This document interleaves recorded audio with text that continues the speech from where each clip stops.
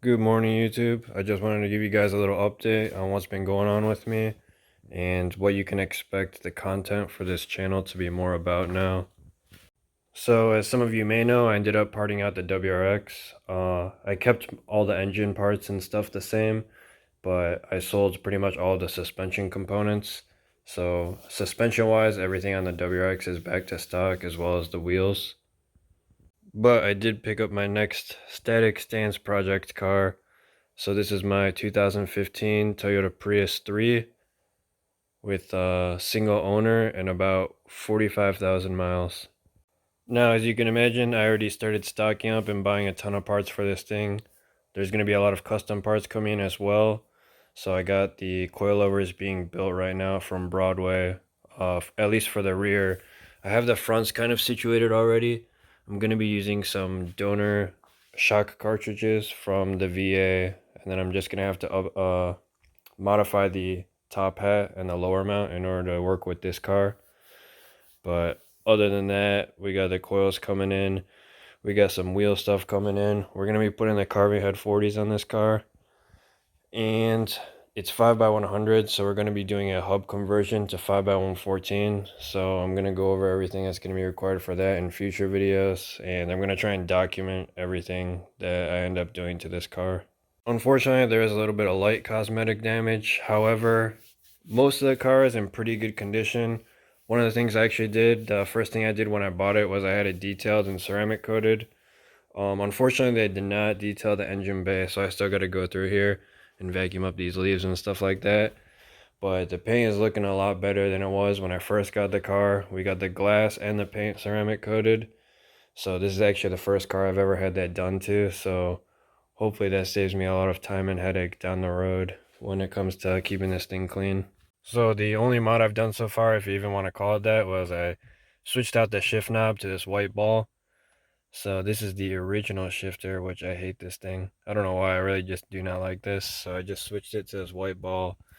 I got this shift knob from Twisted Shifters, and one of the reasons that made me go through them is the thread pitch of this shifter is actually super small. It's one of the smallest ones I've ever seen. It's actually an M6 by 1. So Twisted Shifters makes a special adapter in order for the shift knobs to fit on this super small thread pitch. And I just really wanted something simple.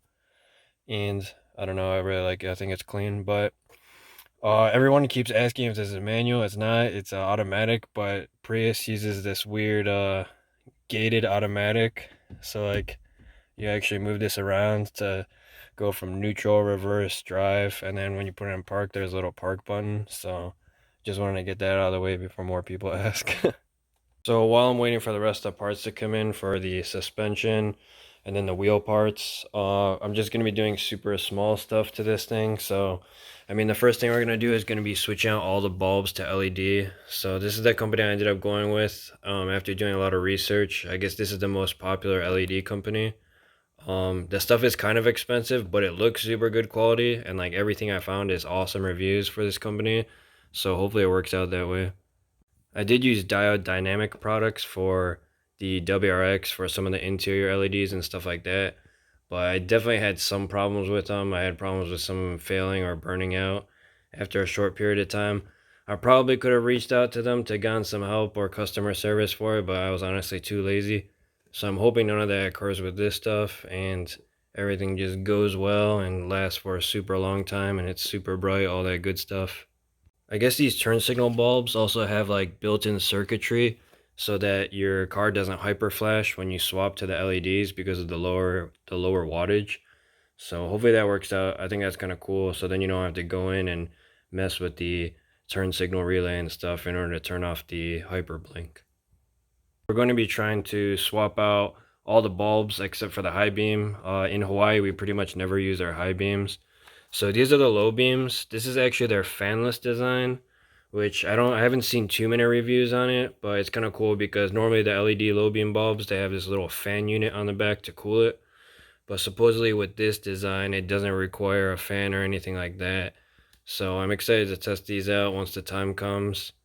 And yeah, basically just get all this stuff in. I'll probably get it all in today.